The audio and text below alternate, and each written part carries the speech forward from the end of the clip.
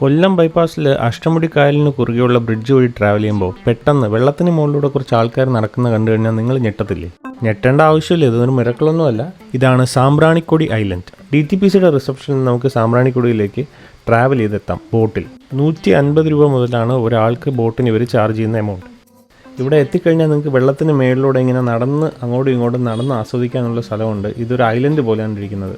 9 to 5 ആണ് ഇവിടുത്തെ timing. അല്ലാണ്ട് ലോക്കൽ ബോട്ടിൽ ചെറിയൊരു എമൗണ്ട് കൊടുത്തു കഴിഞ്ഞാൽ നമുക്ക് അടുത്തുള്ള കണ്ടൽക്കാടുകളും പോയി കണ്ട് ആസ്വദിച്ച് വരാം. പണ്ട് ചൈനയുടെ ചെറിയ ബോട്ടുകൾ ആങ്കർ ചെയ്യുന്ന സ്ഥലമായിരുന്നു ഇതൊന്നും. അതിനെ ചാമ്പ്രാണി എന്നാണ് ഇവിടെയുള്ള ആളുകൾ വിളിച്ചിരുന്നതെന്നും പിന്നീട് ഈ ചാമ്പ്രാണിയാണ് സാമ്പ്രാണിക്കൊടി ആയതെന്നുമാണ് പറയപ്പെടുന്നത്.